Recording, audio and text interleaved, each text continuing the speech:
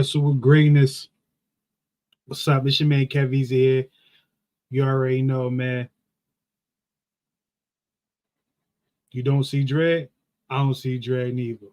But we're gonna rock this thing on out, man. Yo, episode 2. I don't got a wrestling shirt on, but I'm representing the queen, you feel me? Auntie. You're Whitney Houston, the great. You're. But anyway, look. SmackDown leading up to Backlash. Well, first of all, shout out to that's where I sometimes watch, SmackDown or Raw or anything wrestling, like if I'm not on time. So I checked, and when I checked, I clicked on SmackDown, and when I clicked on SmackDown, this was like 7 p.m. Eastern time. I'm looking, I'm like, it's already up there? So I clicked the first one because sometimes on that site, like sometimes they'll have something else or something prior that's already loaded. Who knows? But I looked, and it was actually the whole show. I said, okay, all right. So I'm guessing it was pre-tape. But anyway, scratch all that, right? So we getting into SmackDown. First thing out the gate, we get Bayley. We get an 8-woman tag match. We have Bayley, Naomi, Jade Cargill, and Bianca Belair going up against Damage Control and Tiffany Stratton. I didn't expect this. Like, granted, maybe, you know what I'm saying? Like, they announced it, but I wasn't mad. Dre, what up? Yeah.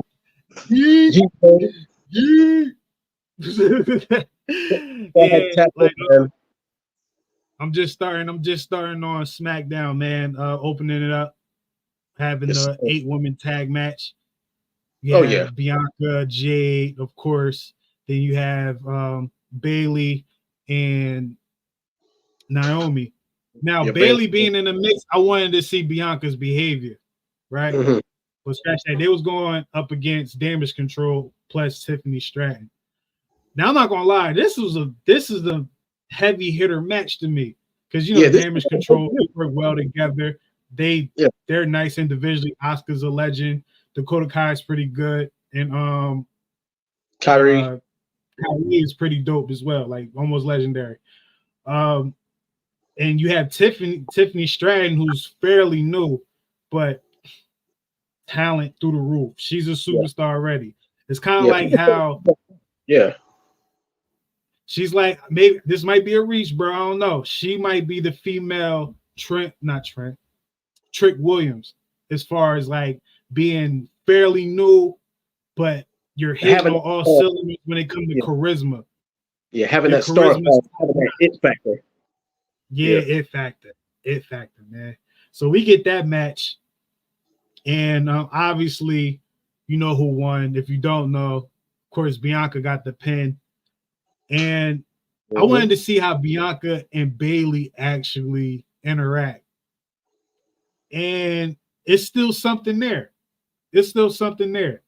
Like, she still has some sort of attitude with Bayley, even when they had a segment a little bit later. She was like almost done with Damage Control, and she's just she kind of repeated herself, and she just kept getting more mad while she was saying it, and Jade calming her down and all that. I want to know, is Bianca going to be the one to turn on Jade? Mm-hmm. Are we planting the seeds for Bianca's heel turn down the line? I don't know. But about the whole match, bro, what how'd you feel about the whole match going into it? I was like, well, this is probably going to be just a taste of what we're going to get tomorrow at Backlash. Well, today, depending on where you are in the world. But yeah, this was a pay-per-view caliber match, to be honest.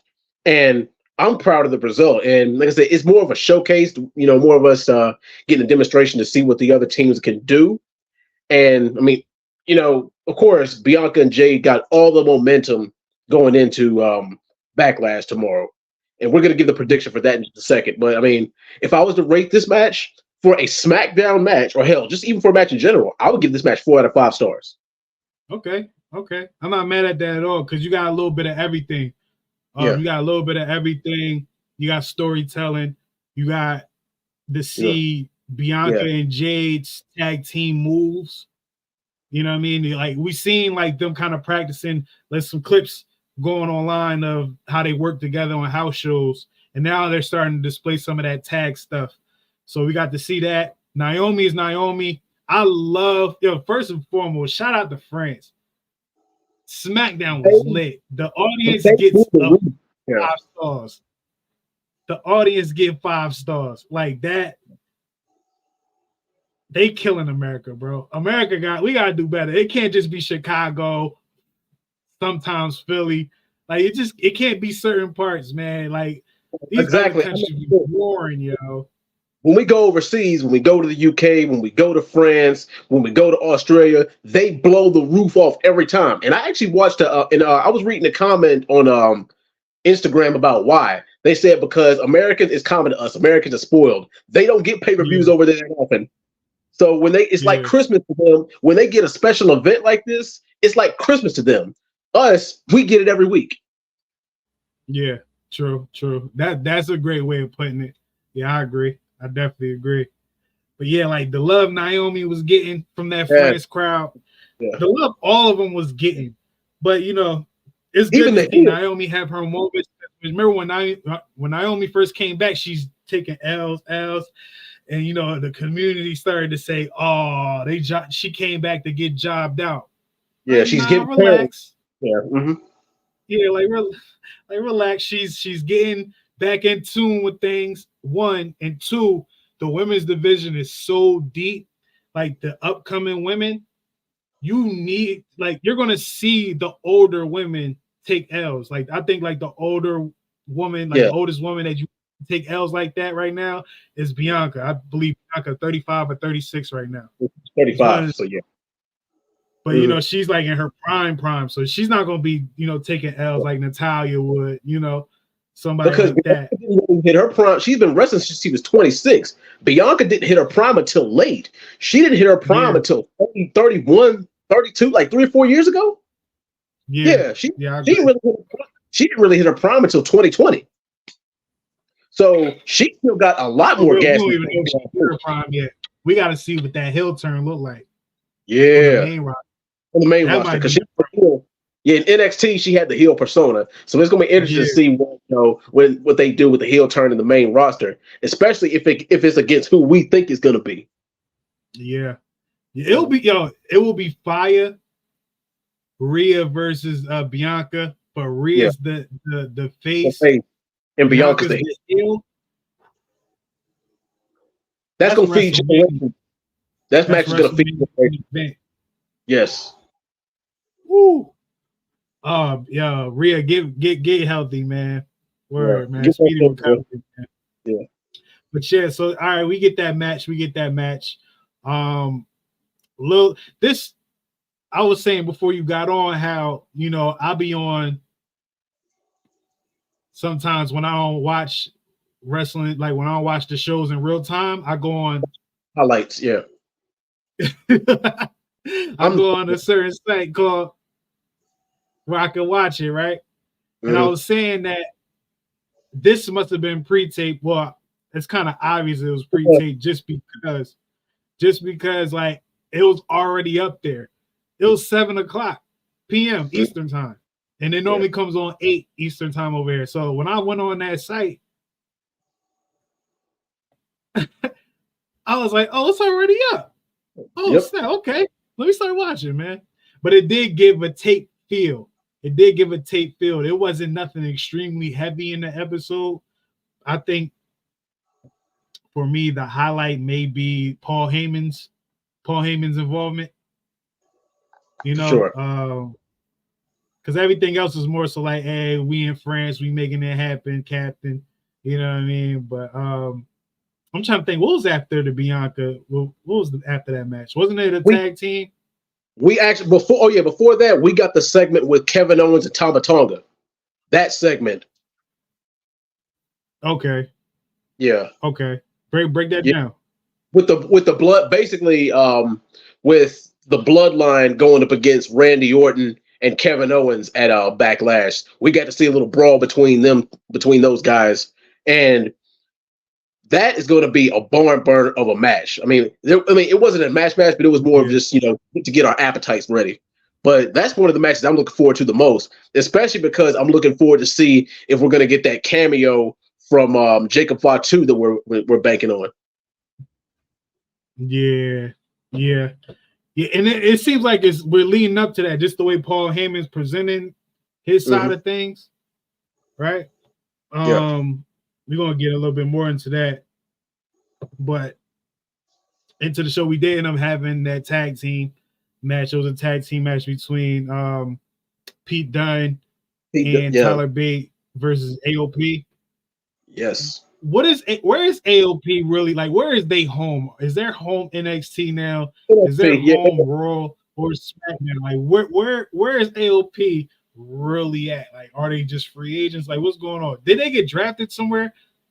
I don't think so, because they've mainly been on SmackDown, because AOP and Karrion Kross have been the stable called the Last Testament. I think that's kind of a weak name, but yeah.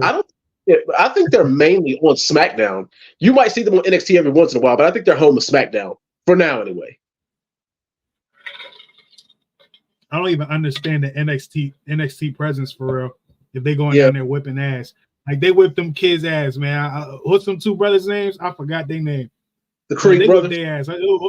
It wasn't last week. I think it was the week before. I was like, what's the whole point? Like, we didn't need that. But them going against Pete Dunne and them, I think AOP ended up winning that match, if I'm not mistaken. I felt like that was just something to preview the tag team. Like, this is the tag team division. Nothing too major. I like Pete Dunne and Tyler Bate as a tag team. I feel like their matches are interesting for their size. Like, I'm not saying like they supposed to be doing flips and shit like that, but they can tell a story too. For sure. With the way they go about their business, man. But they have the build of a cruiserweight. They have builds, of high flying guys. It's just that they wrestle like powerhouses, and that's what makes it interesting. Yeah. They have the technical powerhouse style, but they're built like cruiserweight. So that's a fact. So after that, right, we end up getting the first Paul Heyman segment of significance. It's when he's in Nick Aldis' office, and when he's in his office, Roman, go ahead. He basically admits that Roman did not withdraw himself from the draft. Paul Heyman actually withdrew him from the draft.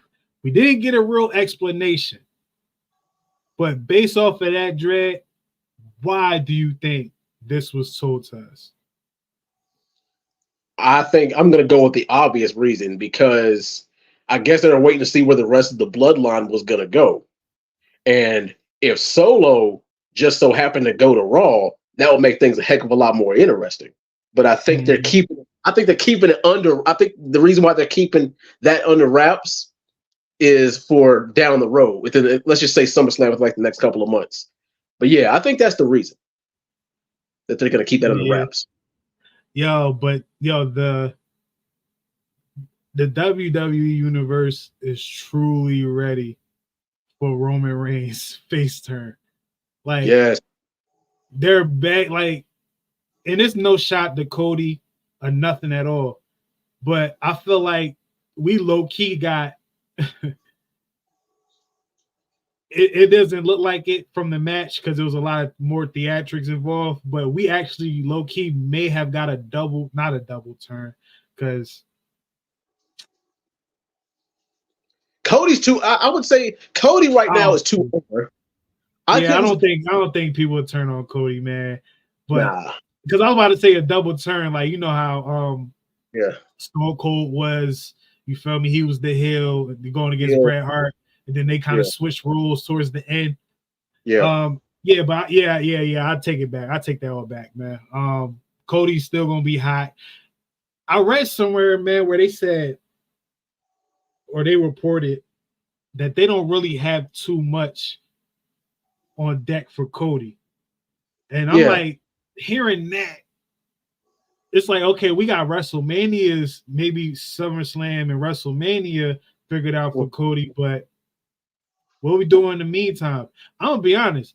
I don't want Gunther to challenge Cody because I don't want Gunther to lose. Yeah, yet anyway. I want Gunther to win when he challenges for the title, whoever it is.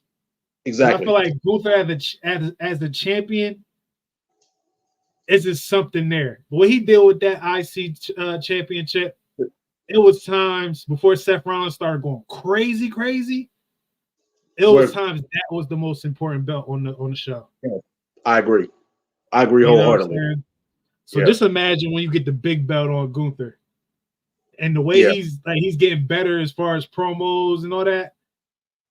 It's like, yo, bro, this might be the best heel, like not best heel, but force, like most dominant force, probably since Undertaker's prime. Whereas, like, damn, is he going to beat Undertaker? It's like now you gotta be like, damn, is he going to beat Gunther? Because we don't see it too often, and it don't make sense to see him lose like that. Yeah, and one thing I like about Gunther, is because a lot of times he wins matches with different moves. I think that's special to do that. Not just your regular one finisher and you have another finisher. He got about 5 moves he can do to finish you. Yeah. And it looks good. You know, I think that's good. I think that's fire, man. I think that's fire, man. But he's not in general for nothing. I'll tell you that right now. And and of course, they love him over there in Europe. I mean, can you just imagine the pop he's going to get over there next time? And I think there's a pay-per-view in Berlin, Germany, June. Oh, that pop over there is going to be explosive. And I'm gonna tell you. But I heard that one of the original plans was for him to go up against Brock Lesnar at WrestleMania, but the whole thing didn't happen with him because of reasons. But I still remember. Because they kind of teased it for a couple seconds at the Royal Rumble. Yeah. Mm-hmm. Yeah. And the crowd was starting to roar. Like, it started, might have had a holy shit chant. And then, that's when they got jumped by, the rest of the people. But it was like, yo, y'all robbed us. Y'all robbed us of that. Because I would love for Gunther to be the one to retire Brock Lesnar. Yeah. They got the same reaction that Bianca and Jay got at the Royal Rumble. But I mean, the thing is, but that's WWE's way of telling us, be patient. We know what we're doing. It's coming. But it's a miss. I mean, Triple H, with him being in charge, Triple H's motto is never say never. We could get a Brock Lesnar match versus Gunther later on down the line somewhere. But I would think, but I would say it would be along the reins of, because how Brock Lesnar essentially retired The Undertaker. You could do the same thing with Gunther pretty much ending Brock Lesnar's career. Yeah. That to me, that's only right. If not him, it would be like Braun Breaker. You know what I mean? Yeah. Somebody like, but that will probably be even a little more later down the line. Like Braun probably got to have like a championship under his belt. You know what I mean? Like, so seeing Gunther do it is pretty dope. I like that. Yeah. And Triple H is a Gunther guy, so it's coming soon. Yeah. So I mean, like I said, this might be kind of early, but I actually have him as my number 1 pick to win the 2025 Royal Rumble. Ooh. Okay. If not, I'm not mad at that. We can talk about it later, but like I said, either him or CM Punk. But right now, Gunther's my number 1 pick to win the Royal Rumble next year. Yeah. I know. I feel like that he will definitely. My prediction is he's winning King of the Ring. Oh yeah. Yeah, he's definitely winning King of the Ring. If he gets his title shot that way, well, doesn't that lead to a title shot? King of the Ring? The old format of the King of the Ring used to, whoever's the King of the Ring ends up getting the title shot. That's the old format. I don't know if they do it that way anymore. And the reason why is because I don't remember Xavier getting a championship match. But that's the way it used to be in the old days when King of the Ring actually had its own pay-per-view. Yeah, man. That one with Stone Cold won at the end. Well, of course, Austin 316. Yeah, and Kurt Angle won the King of the Ring, and then he won the title a month later? Yeah. Something like that, yeah. Like I said, it was back in the early 2000s, but yeah.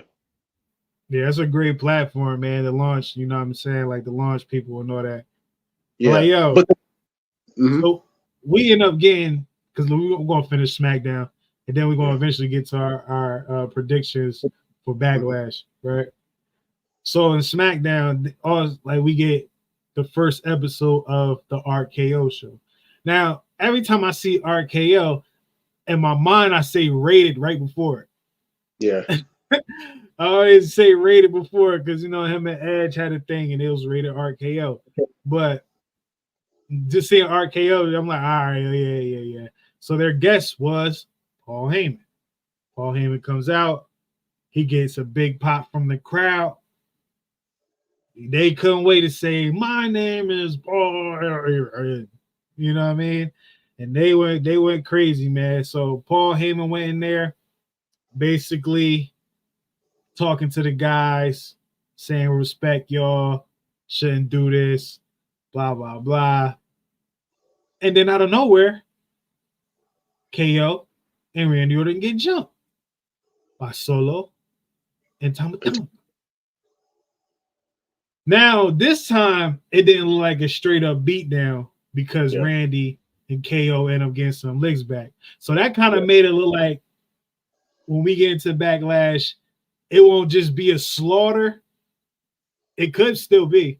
But having that moment to me was like, all right, it's possible that Randy and KO can win based off of that. You know, but you kind of know how WWE do. They make the losers look good the night before. You know, you know, we're gonna see if that's the case. But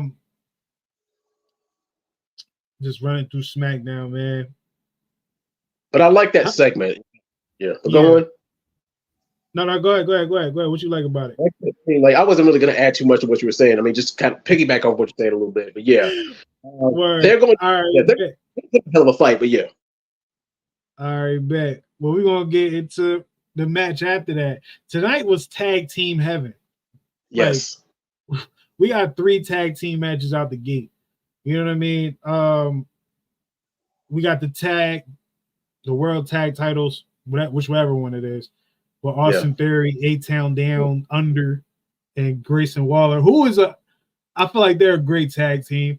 You know what I mean? I thought they would have had Grayson Waller do some things by himself first, but I guess they must have seen something with them too. Like, oh, y'all kind of mesh out. You know what I mean? We can put y'all together. It took me a while to get used to them, especially Grayson.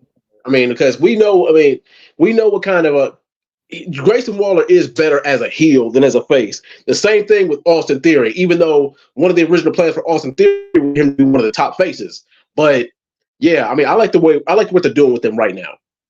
Yeah. Right. And yeah, put him in a tag team because I feel like the John Cena match kind of buried him. Well, not buried him. Yeah. It was like a moment everyone was burying him on a promo. KO, John Cena, I think someone else. Yeah. I was like, yo, why y'all going so hard on the bull? Yeah. Like, does he got heat backstage? Like, I don't know, man. I don't know. Yeah. And he had the Money in the Bank. I do take that back. Yeah. That match wasn't next. The match that was next was LA Knight versus what's Money name, man? Angelo. Yeah. Angel. Yeah, Angel Gaza. Well, I think he dropped his name too. Angel. Yeah, Angel Garza. Of course, LA Knight won. Yeah. What is like? LA Knight is not a spring chicken, man. I feel like we're getting close to now or never with him with a championship. Yeah. He don't need a championship, but I feel like his character, how over he is, he deserved to have it, at least win it. He don't need a long title reign, even though you can probably pull that off. But I think LA Knight needs his moment, man. Maybe he might win the Royal Rumble. I say the Money in the Bank. The Money in the Bank is what more up his alley. Oh yeah, yeah. I would like him. I would like him with the Money in the Bank. Oh yeah, I would like him with it. Yeah, I like that. Yeah. So yeah, so LA Knight wins that, and that's pretty much it with that. He does a promo after. You already know. Yeah. You feel me? So then we get into the tag team match. A-Town Down Under versus the Street Profits. Montez Ford does have his cut back, y'all. So, you know what I mean? So I thought something was about to change. So we get into the match. Good match. Real good match. I kind of thought it would have been short. Yeah. But it was pretty good. It wasn't a long match, but it was good, man, for a filler or whatnot. But with it being a filler, guess what? Street Profits lost, man. Yeah. And I'm like, damn, are the Street Profits not worthy of championships? Like, I wouldn't say that, but I mean, championships in the grid. But they're gonna. I think they're gonna get their shine. But I think especially because they're over with the crowd still. I think that was to keep A-Town. I think that was just to keep them from getting buried. It made more sense because A-Town Down Under needs to win more than the Street Profits do, because it wouldn't make sense for the Street Profits to win. I mean, it would make sense for A-Town Down Under to lose match after match after match, and then think they're still believable champions. Yeah, true. You know what's funny? I feel like A-Town Down Under took the place of Pretty Deadly before one of the guys got hurt. Like, I don't know if you remember, but Pretty Deadly was kind of getting over because they were funny. Yeah. They were funny and assholes. You feel me? And it was like, even when Buddy got hurt, their little videos kind of kept them afloat. But it's like once they came back, they lost that. And I feel like once they lost that, they just replaced them with A-Town Down Under. So they're kind of more in that lane now. You know, that's something I always kind of think about when I see them, man. I'm like, dang, Pretty Deadly probably would have been in them shoes if one of them. I can't even tell them apart. I feel like Roman with Jay and Jimmy in the beginning of the Bloodline story, man. But the finish up SmackDown, you know, we get the face off, and they also faced off at the kickoff. I didn't watch the kickoff, but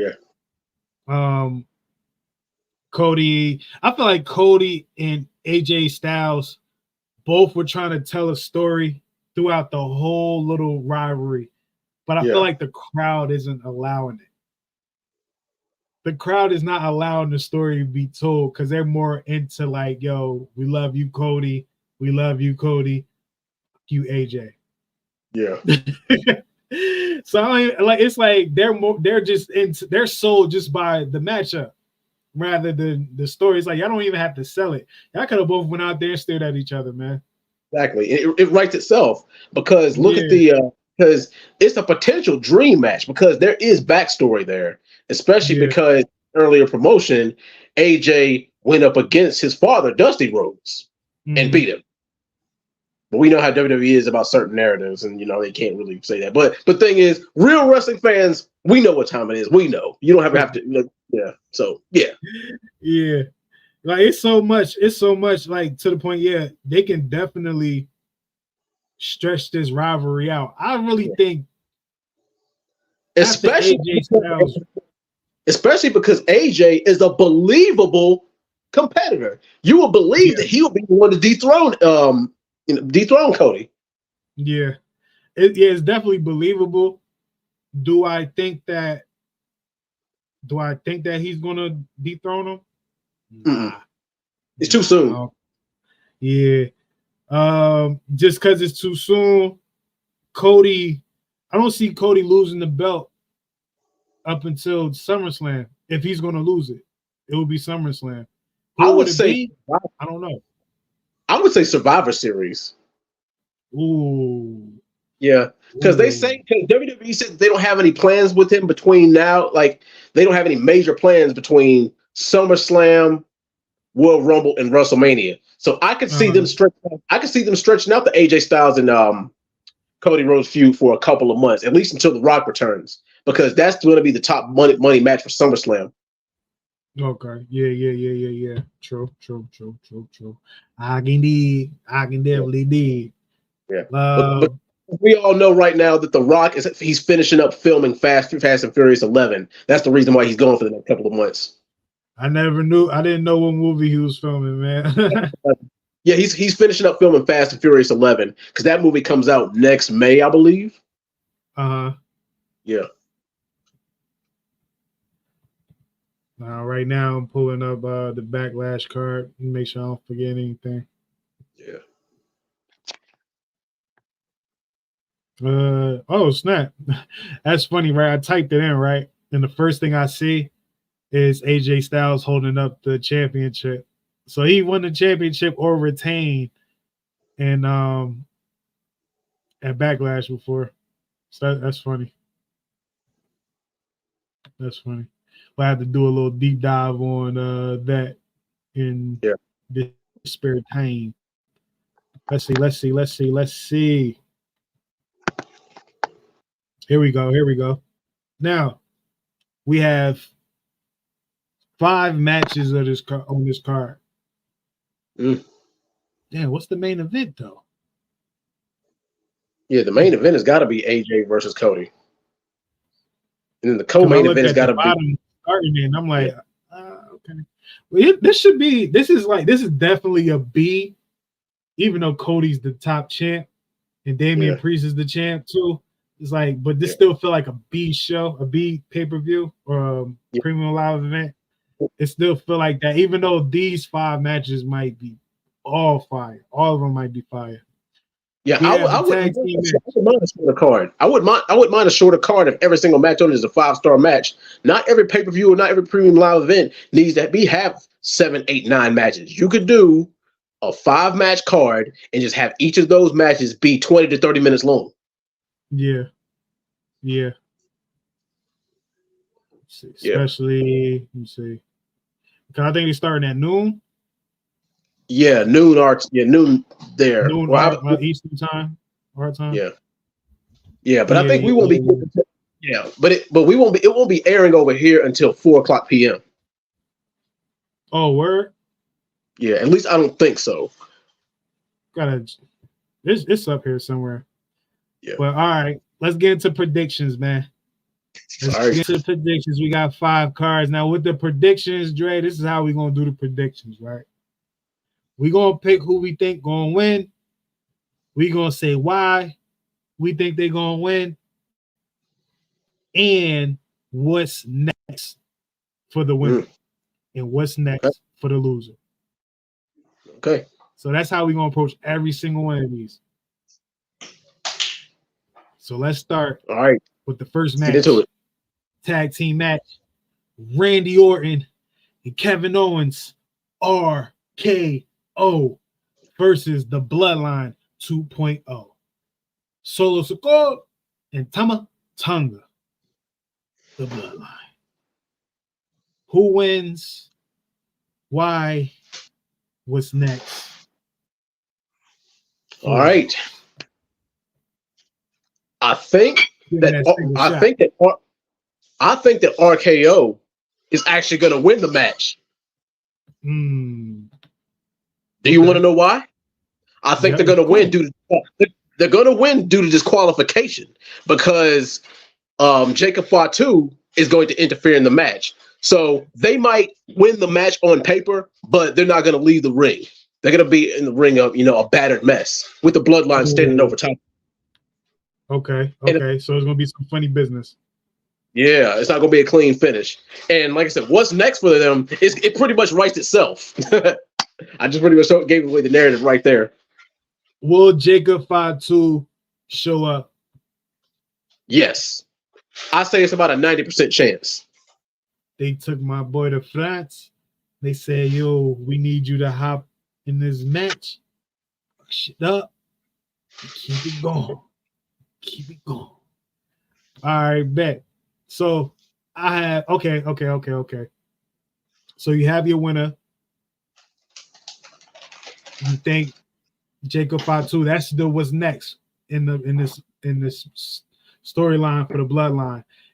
Is Randy Orton and Kevin Owens still involved in the bloodline feud, or do they go somewhere else?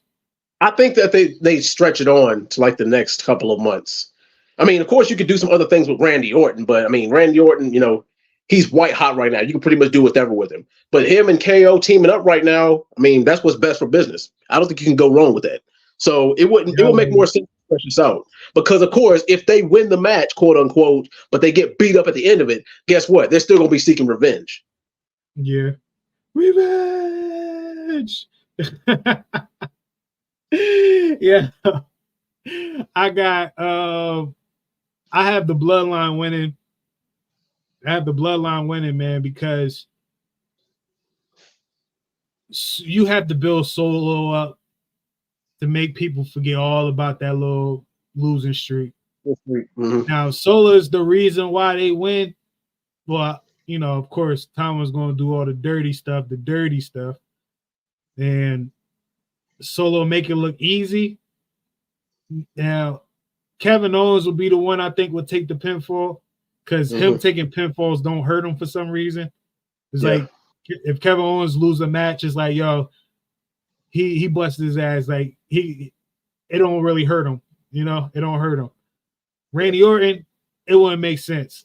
Like it has to be a special moment for you to pin Randy Orton. You know what I mean? And I don't think Backlash will be the time to do that for Randy. The bloodline story involves, I think at this point, Paul Heyman will be in danger. On the other side of this, it'll be slow cooking. It'll be more physical things involving Paul Heyman, especially if Jacob Fatu comes. It's going to look a little crazy. And I don't know how long. I forgot how long Roman's going, but at least SummerSlam. Paul Heyman may or may not get written off TV for a little bit. But that part is coming. The kidnapping is coming. Solo, Tamatang, Jacob Bond, they're going to kidnap Paul Heyman. Roman going to have to get the bread or pull an equalizer. Yeah. But yeah, man, I got Bloodline winning that match, man. What's next for Randy and KO? I think they can kind of get off of this story for a little bit and actually go for the titles. Oh yeah. Just to put some gold around Randy, put some gold around KO. Right now, they deserve it. They I don't want to call them mid-card hotness, but they're like good fillers right now. You can kind of plug them and play them anywhere, and it's going to work, especially KO and especially Randy Orton. So putting them together and having Randy Orton in a tag team right now in his career is pretty good. It makes me feel a little better every time he do an RKO. It's like, all right, you're not putting too much work on your body, on your back. You know what I mean? So he can leave on his own. Right. So that's what I got for that match. After that little crazy match, there will probably be blood. So it might be a little stain in the ring. Oh yeah. When these ladies come out for some gold. You got Asuka, Kairi Sane, the Kabuki Warriors representing Damage Control. It's a lot of names over there. A lot of names, right? You got a gang within the gang versus Bianca Belair and Jade Cargill. The best Storm EST. I don't know. The stormiest. We're going to figure that out. We're going to figure that out, man. And it's going to be for the women tag team champions. I think this match is kind of like the one everyone knows who's going to win. So I think this will be the toughest match to execute on the card. Right? Because everyone kind of knows what's coming. But I feel like the crowd, I think France is fine. They're going to be into the show. Right? Yeah. But I think like just in general, it has to look good. Like, yeah, we know Bianca and Jay's gonna win. More than likely. But we need it to look good. We don't need it just to be a squash match because it's like, yo, bro, you could have did this on SmackDown. Yeah. We need some drama. We may need Io Sky to come around to make something happen. We might need Naomi's involvement. We may get Bayley's involvement, saving Bianca. And that might be another turn in that. Or heck, you might even get a little bit of tension between Bianca and Jade. This early, you think so? Maybe. Because you got to plant those seeds early. Yeah, because I can see them winning the titles, and then one of them feels like that the other one is getting more shine than the other one is, and that could be the descent into one of their heel turns. I just thought it was Bianca, man. I heard rumors and all that maybe a year ago that WWE don't really want to turn her heel because she's literally like the female, like the new Cena. Yeah, female John Cena outside the ring. And I'm like, damn, man. Y'all don't understand. Bianca can be a heel and still do what she does. Now, when John Cena was Thugonomics, him doing all this Make-A-Wish stuff would have looked crazy. Oh, like, oh, we know what you're saying. He's talking crazy. You know? Because you can't tell the crowd to SMD and then go to Make-A-Wish. Yeah. It's gonna be like Dave Chappelle playing a young boy of Street Hoops, but that might be before y'all time. Do y'all homework on the Chappelle show, man. But so let me see. I gave my winners will be tag team champions Bianca Belair and Jade Cargill. That's what I got. What's next for the Kabuki Warriors? I think Asuka, I heard she was hurt. Yeah. So this is the moment to give Damage Control some time off. Okay. Yeah. Io just lost her title at WrestleMania. And Io just lost hers, and I haven't seen her in a while. Wait a minute. I could be wrong. She might have been back last week. I don't remember. Yeah, hold on. When Naomi had the match and they was in the stands, Io was up there. She was with them. All right. Yeah, she was up there with them. All right. So what's next? All right, that's all I got. And I'm pretty sure yours is about the same, right?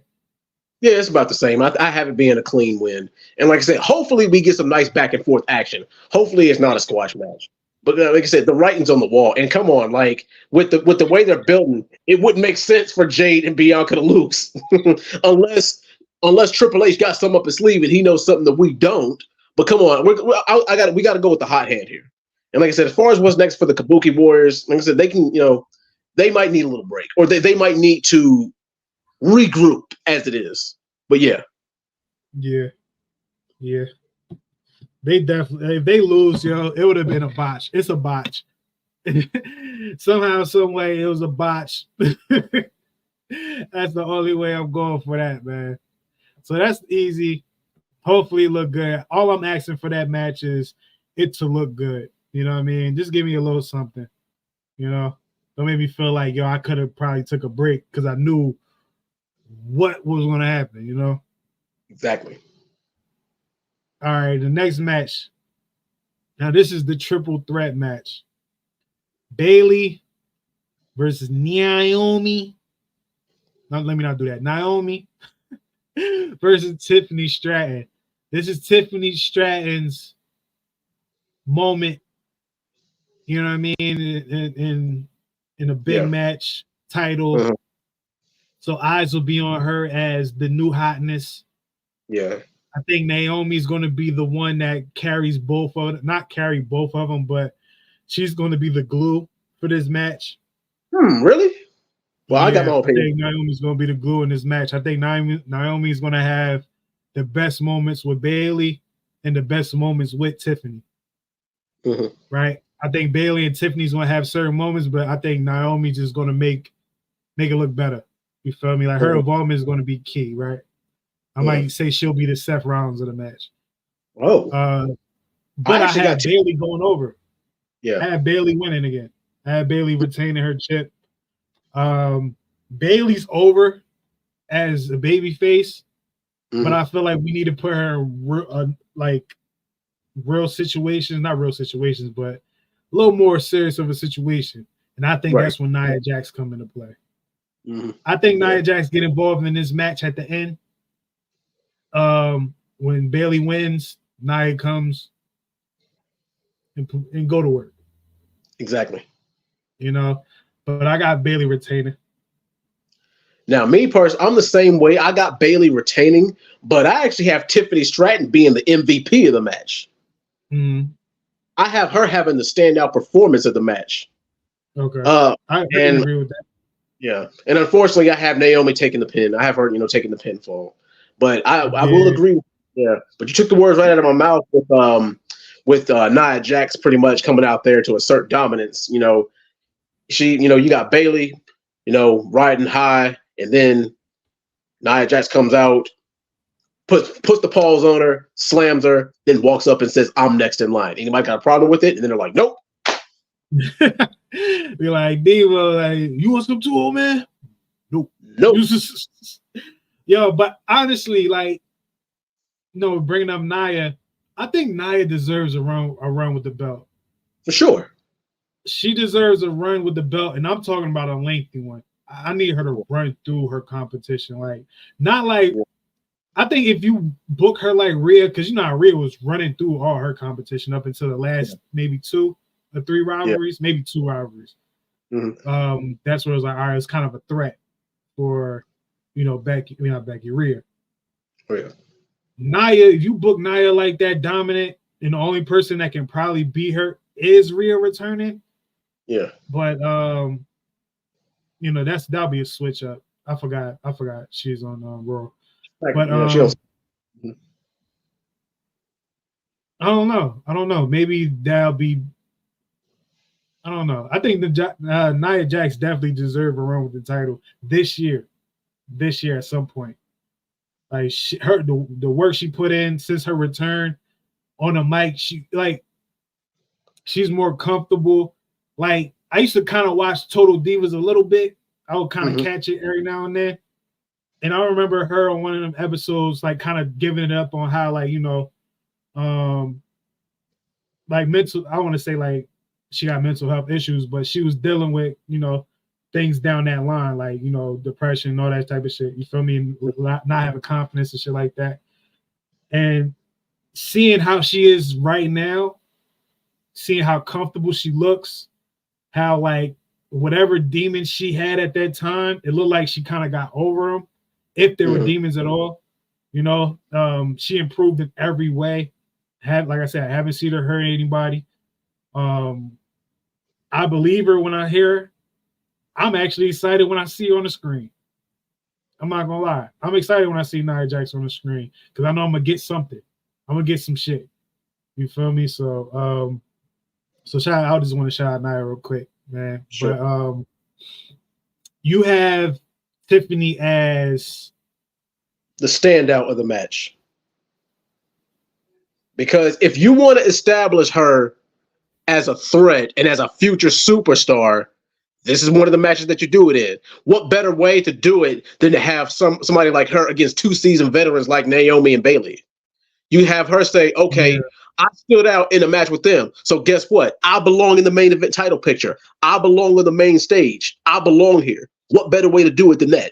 Than to stand toe-to-toe and look good against 2 vets. This is the match you do that in.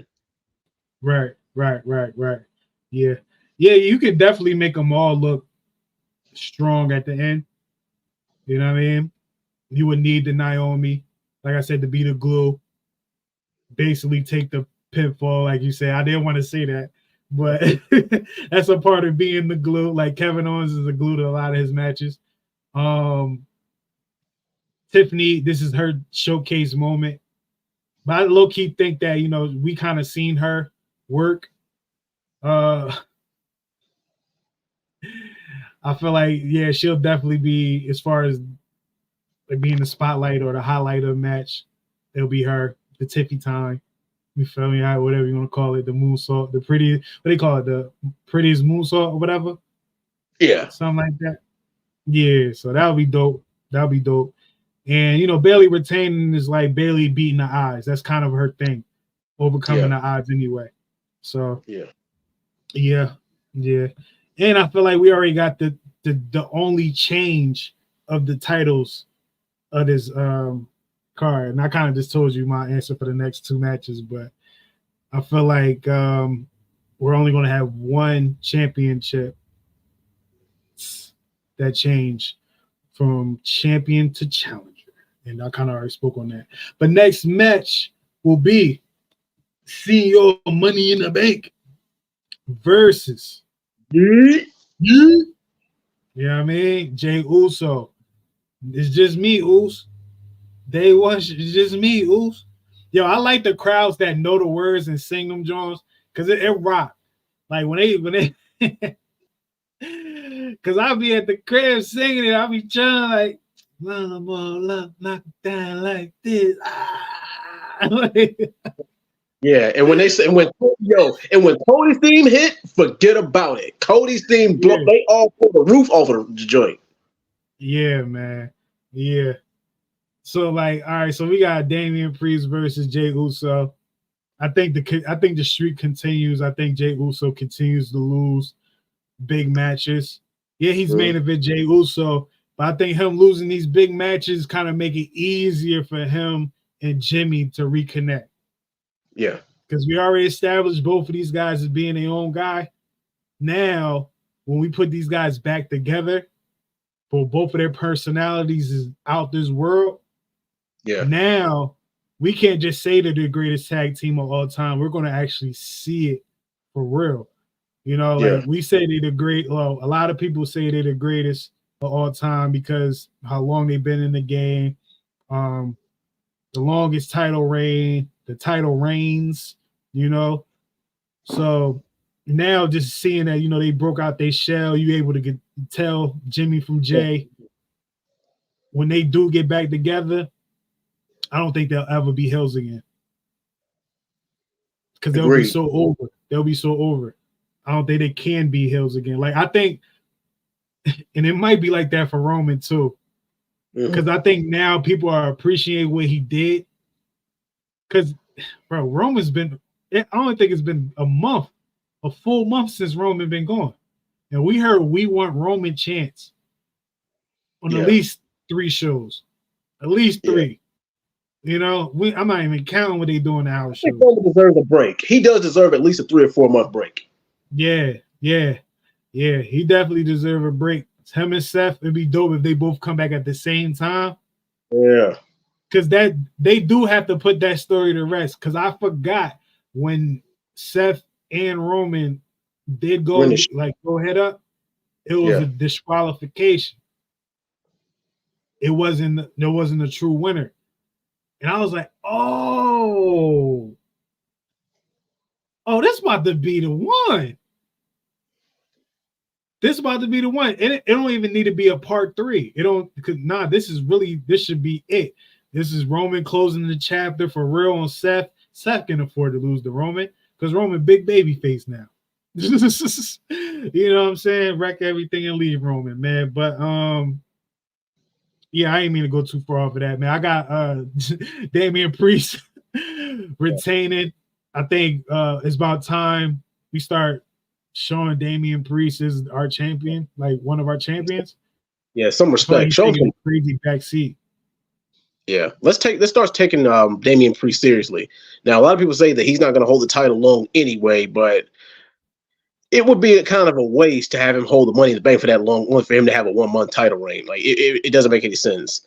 The soonest I can see him losing that title is maybe SummerSlam, and even then, who on Raw would he lose that title to? I think Drew get it back. I think Drew get it back. Yeah, Drew could get it back, and then that's when you open up the feud between him and CM Punk again. Yeah, even though they don't really need a title. You don't really need a title. Because I think we said it on the first episode. That might be the hottest rivalry in wrestling right now. Yeah. Just off of Mike Work. I'm saying that, and I don't watch other promos like that. I mean, promotions like that, but WWE just off of Mike Work and promos alone.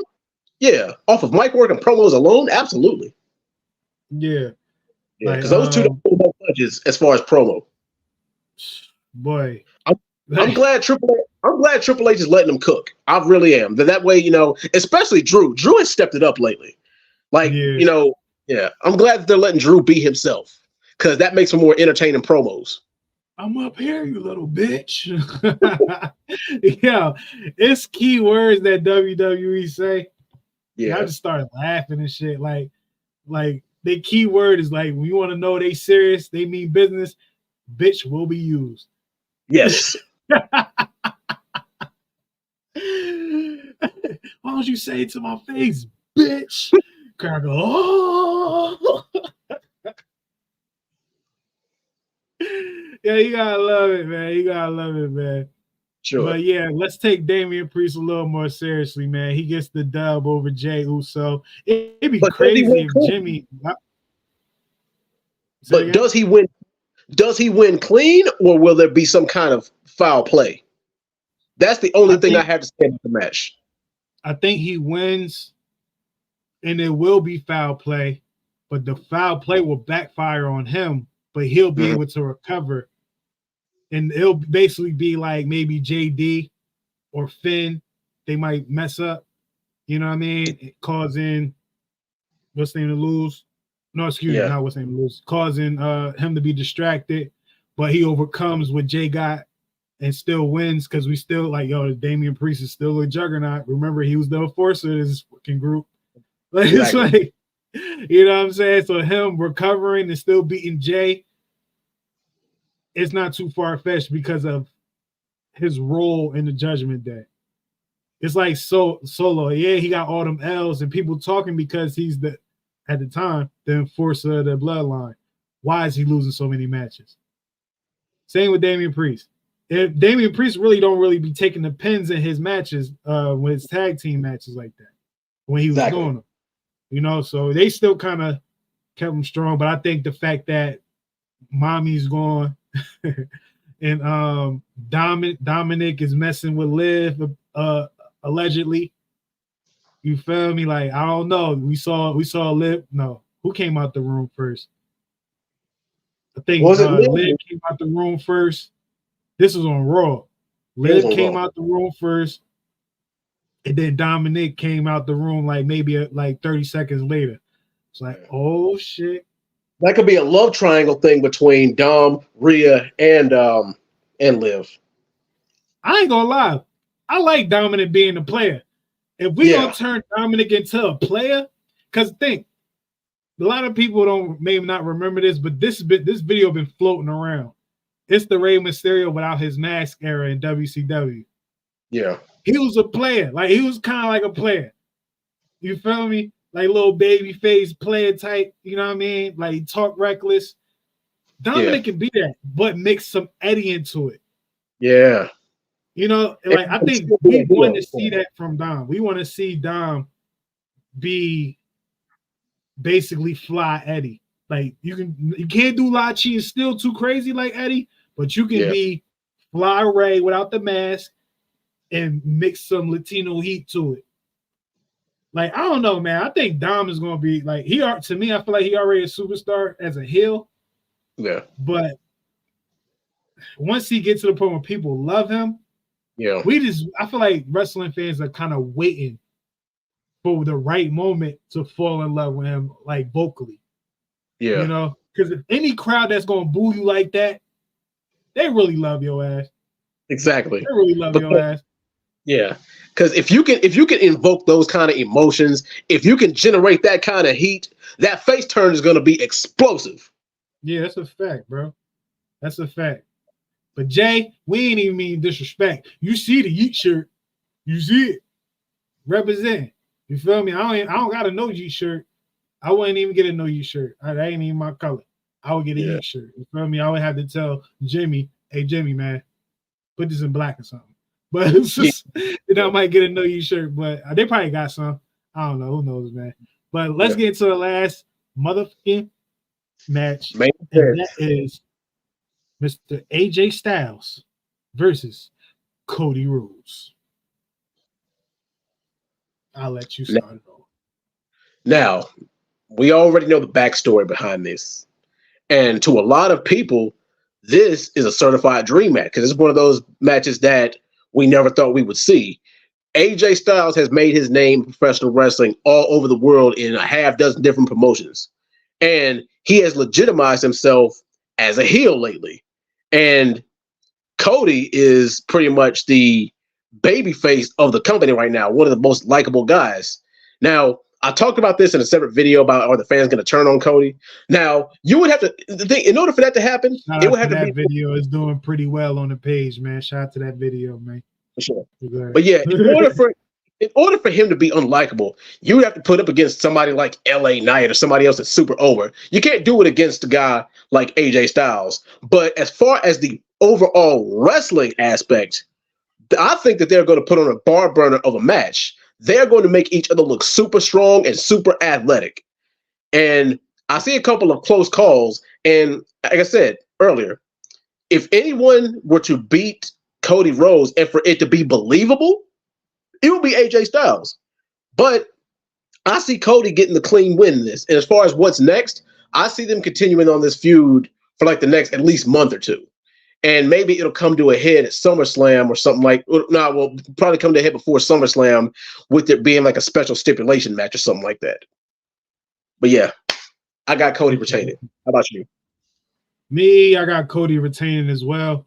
Even though I feel like AJ deserves another run with a belt, just one last run with a belt, especially this version. I don't really know. Like, say if he was to get the U.S. title, right? Him holding it, he could hold it for a while. But who would take that belt from him? And it be believable you can get behind him. Like I said, it'd have to be somebody like LA Knight or something. Them running it back just for a belt this time? Yeah, somebody like LA Knight or somebody like Bobby Lashley or somebody like Randy. Yeah. I forgot. It was just one point. Yeah. Smackdown. Carmelo Hayes. He talking that big boy talk. You know how Carmelo talk. Yeah. Bobby Lashley come in, try to be the mentor. Carmelo like ain't trying to hear it. Yeah, for lack of better words. Get out of here, old head. Scram. And Bobby Lashley, and he started to walk away. Bobby Lashley, I think he said something like, you got to watch who you talking to around here. Something like that. You feel me? How you talk to people back here. Yeah. Carmelo Hayes was the kind of blew it off. Now, bro, if we get Carmelo Hayes versus Bobby Lashley, that would put him over. That would put him to the moon. Because I can believe Carmelo Hayes can beat like Carmelo Hayes is like, I know everyone loved Trick. Yeah. You feel me? But Carmelo Hayes really is that guy, yo. You know what I mean? He's that guy, like in the ring, out the ring, like he reminds you of heel Shawn Michaels back in the mid-90s. Yeah. Yeah, without the, Yeah. Without all that. You feel me? Yeah. You feel me? Because who he dating? Who Carmelo dating? He dating Kalani? No, not Kalani. What's her name? Her name like the Jordan. Her last name Jordan in NXT. Yeah. Is it Kalani? Kalani Jordan? I think so. Because Trick is dating Lash Legend. So yeah, I think Carmelo's dating Lonnie. Yo, NXT, y'all funny. Y'all funny. Yeah. I see how y'all move over there. Mm-hmm. It started with Bianca and Montez, and that just let it. Yeah. Mm-hmm. Everybody else want to go do it. You feel me? But yeah. But remember, Shawn Michaels is creative. He's the head of creative talent over there. Yeah, he a freak boy. Yeah. But yo, they know how to scout. They know how to scout, man. If y'all don't watch NXT, watch NXT. I like how, and it's funny because Chase U was there and whatnot. I'm nervous for Chase U for the next level. I'm nervous because I don't know if you can pull that college shit over on the main roster. I don't know, but I do like the college feel of NXT. Like it looks like it's the NCAA. You know what I mean? A whole lot of talent. You feel me? You're not gonna get the big stadiums and all that unless you get a stand and deliver. Which was crazy. They sold that out. But you know what I'm saying? It's like, yeah, you get the college, you get the prep and all that. It's like it's its own thing, but it's still enjoyable to watch. Very enjoyable to watch. You know what I mean? Because there's a lot of things on there. Shout out to Shawn Michaels. Shout out to all the writers over there. I enjoy the hell out of NXT, man. Sometimes I might miss it, and I'll be like, no, I gotta go. It could be Wednesday. And I'm like, oh shit, let me go watch NXT from yesterday. Yeah, because it be like that. You know, that's why you see a couple guys move up. We didn't talk about Dijak getting moved up to Raw. I like that. This is his second chance. I like him and Baron Corbin getting moved back up for their second chance. You know, Dijak was put in a bad situation. I damn near forgot when he was T-Bar. Who was his tag team at the time? Mace? Like, yeah, I think so. Dude from Male Models, the Maximum Male Models. Yeah. That was yeah, man. But Dijak is dope. Like seeing his work at NXT, I'm like, I didn't even know he was that good.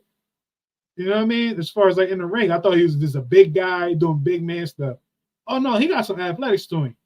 Yeah, I was like, yo, yeah, hell yeah, man. Dijak can come up and be serious if they don't book him as someone that be losing and shit. Like, he can mess around and challenge Cody. Cody's not on Raw. Cody's not on Raw. He can challenge somebody. Who's the IC champion? Sammy. He can challenge you, you know, and it'd be credible. It's like, damn, Sammy beat you down every week. He beat you down every week. Like you can sell that. When Dijak, I forgot who he attacked in NXT. Was it Drag? He attacked somebody. Dragunov. I think it was Dragunov. It looked good. I'm like, yeah, Dijak's ready to go back to the main roster, man. You know what I mean? The only person that did well with the beat down, like behind the scenes, I mean backstage, better than Dijak's was that's what happens when you with the final boss. You feel me? Like that clip. Like ain't nothing top that. You feel me? In the recent history that I was watching. Now y'all can say maybe AEW got some whatever. I told you I don't really watch that like that. If y'all watch AEW and all that like that, and y'all got something to say, the link, go to YouTube, go to the description box, click the link, you be backstage, I'll add you. You can tell me all about the AEW and how hot it is and all that. But I ain't gonna watch it. You know, unless you sell it to me. You feel me? But yeah. So that's Backlash. Backlash, you know, you can call it a B pay-per-view, you know.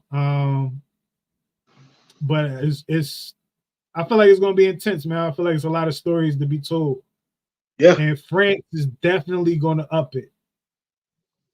France is definitely gonna do their thing out there. France is gonna pull the roof off of that joint. Yeah, man. They're gonna make it seem like an A show. They definitely gonna make it seem like an A show. You know. I had a question for you, Dre. Mm-hmm. I had a question for you. Mm-hmm. Damn.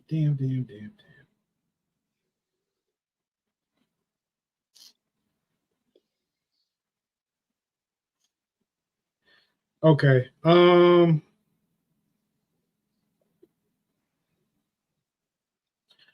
Wait a minute.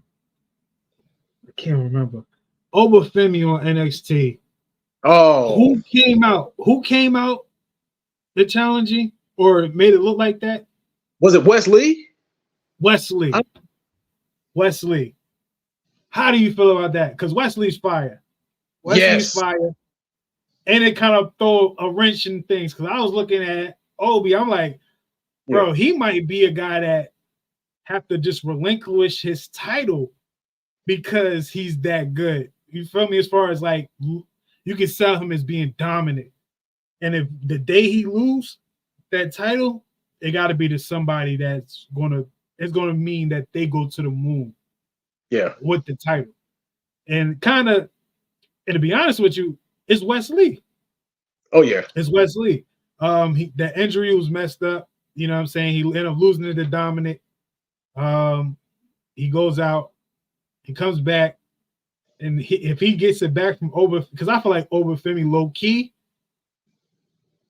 get that belt off of him and have him be Trick's challenger.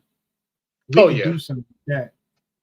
That could be nice, slow, a little quick pace here and there. It could be a story told, man. It could be a story told. Damn. Because I don't see Trick saying, if Trick is on I see Trick going to the main roster before WrestleMania 41. You kind of have to, right? Yeah, you have to. He's too over to be in NXT now. Yeah. It's one of them weird things where like maybe the Royal Rumble. Yeah. You know what I mean? Like maybe and then you can beat him by the Royal Rumble. Yeah, and then you can have like in Royal Rumble 2025, you can have a Trick versus Carmelo face-off. Let's just say if Trick comes in as number one, then Carmelo comes in at number two, or like halfway during the Royal Rumble, they have a face-off. Yeah, because you got to run that back. And also, what if by that time Carmelo's holding the U.S. title? I can see if Carmelo's holding the U.S. title and they have a program with Trick and Carmelo, I got Carmelo winning. Yeah, so do I. Because can't see Trick. I can't see Trick with a mid-card title.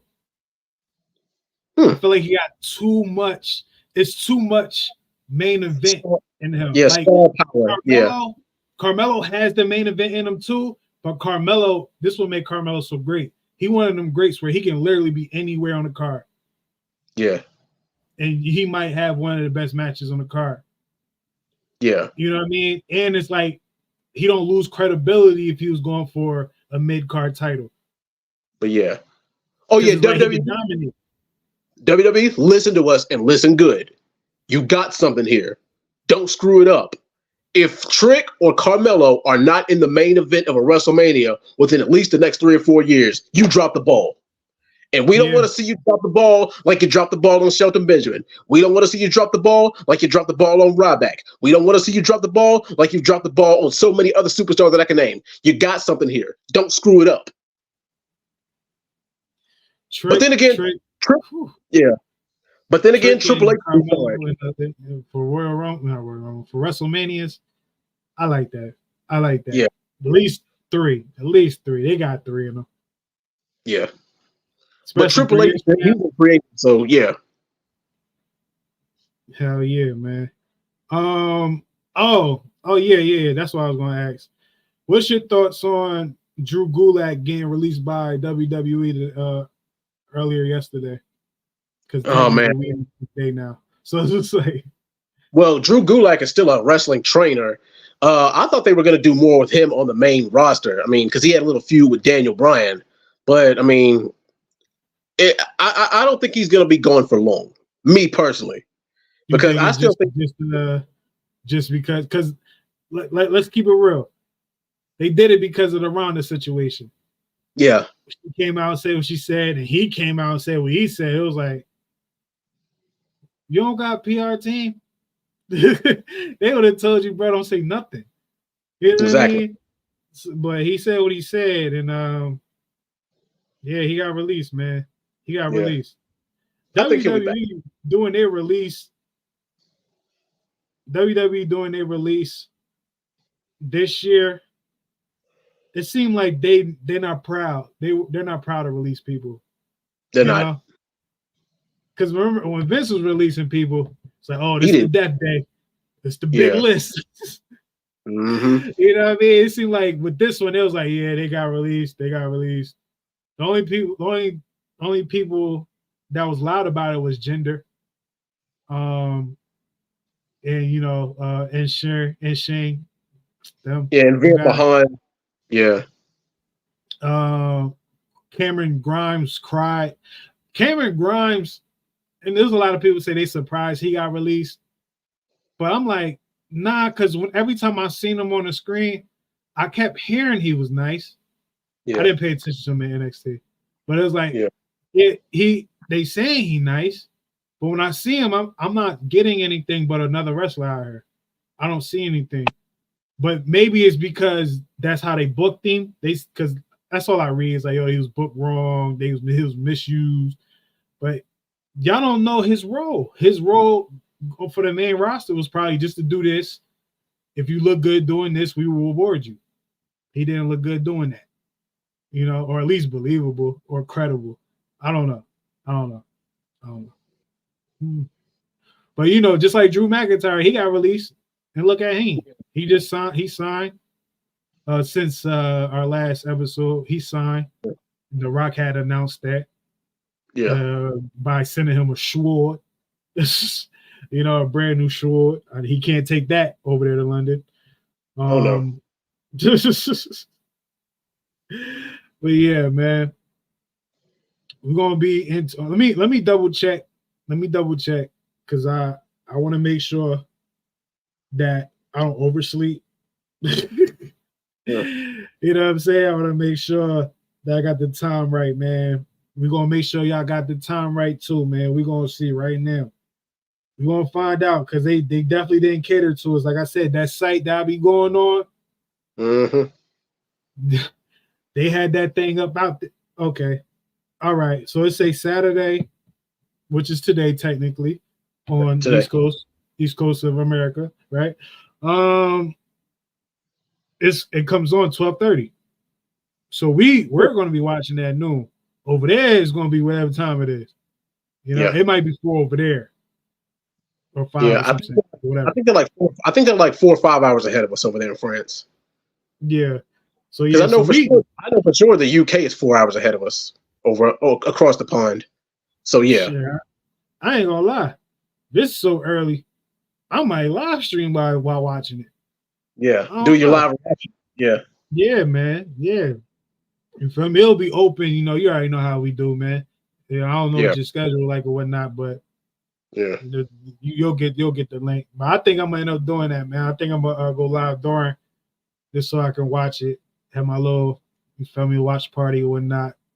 I think having watch parties for wrestling events, why not? Right? Yeah. Why not? While y'all watching it, y'all can listen to us. Y'all can talk. Y'all can join. We can shoot the shit. We can do all that, man. But all the big Twitch guys, so why not? That's a fact. Yeah. That's a fact, man. But yeah, yo, it's your man Kev Easy here. You already know what it is, man. Episode 2, WWG 002. Yeah, all right. That's how I'm gonna do it. Yeah. That's how I'm gonna do it, yo. This is WWG 002. You feel me? Episode 2. For those who didn't comprehend well. Yeah, man. We broke down SmackDown. Definitely a go-home show that was pre-taped. Definitely something just to feed the streets. We got crazy B level. Let me not do that. We got a crazy event tomorrow. You know what I'm saying? WWE Backlash, man. France gave us a taste of how. Pause. France gave us a little example of how they give it up as far as, crowd participation. And this is going to be 2 time, maybe 3 time, maybe 4 time, maybe 5 time. 5 time. It's better, you know what I'm saying? So definitely keep it locked. It's your man Kev Easy. I'm going to let Dre say what he got to say. Then we going to get out the way. Let's hope Backlash is a 5-star event. I'm looking forward to some barn burner matches tomorrow. Kev Easy, thank you, brother, for having me once again. Yeet gang. And once again, yes. But all right, anyway, I'll see you guys next time. You already know, bro. You already motherfucking know. And that's that. Shout out to everybody that tuned in, man. These shows be late. So get in tune. Every show is gonna be late. 11:30 is the earliest. You feel me? So, we gotta cater to everybody. even when I'm free during the day, it's still gonna be a late show because that's what it is. But yeah, man, salute to everybody that came through and watched. You know, make sure you like, share, and subscribe on the YouTube. Make sure you follow on X. You know, make sure you follow Venture Season Network everywhere else. Venture Season Network on IG. You know, shout out to the team. You already know what it is. If y'all don't know, get in tune, man. Stills for 7 podcast. You already know. We just had an episode out on that yesterday. Make sure y'all check that out. Stills for 7 podcast, YouTube, all platforms, what have you. You already know, ladies out there, if it's any ladies that's watching right now, Tall Woman Perspective, it's a show I produce. Shout out to Mariah. She doing her thing. She got a show on Saturday, her first live stream show.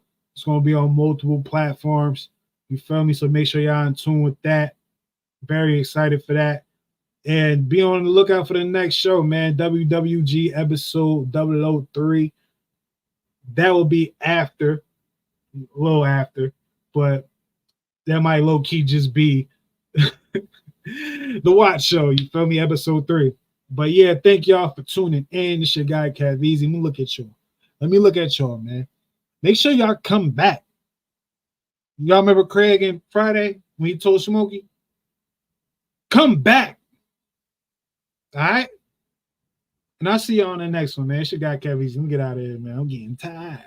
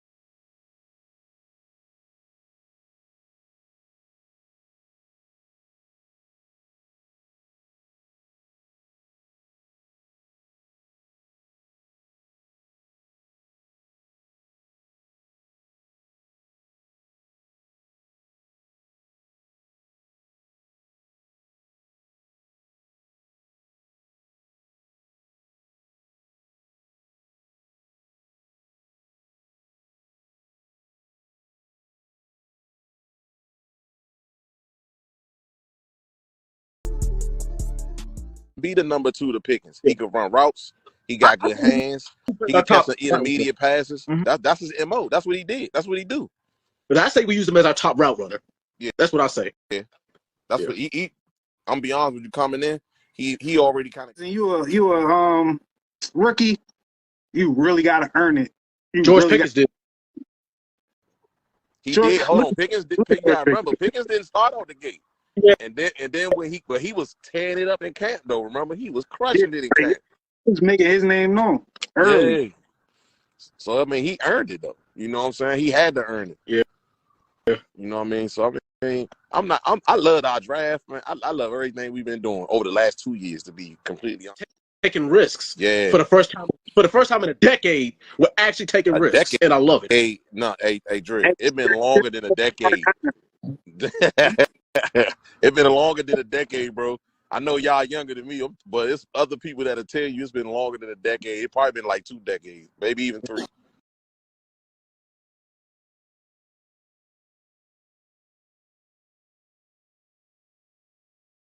Those are those pressure points and a lot of tension in those areas. For those folks, where everybody's different. So one person wants the Swedish, one person wants the deep tissue, sports massage. This person loves being stretched out. Some people love being stretched out. And they ask for the Thai massage. Now I'm up on the table, twisting them and turning them, and they love it. Here's my next question for you, because I've been dying to ask now. Let's do it. Let's do it. Have you been asked for a happy ending after those massages? Oh, yeah, for sure. Oh, you said, absolutely. Oh, yeah. Okay. That happens all the time. Like, it happens. Yeah, all the time. All the time. Because that just some people, that's in their mind, that's what it, I don't know, that's what massage is. I just want to point out, I mean, you said, since she might have had that, so she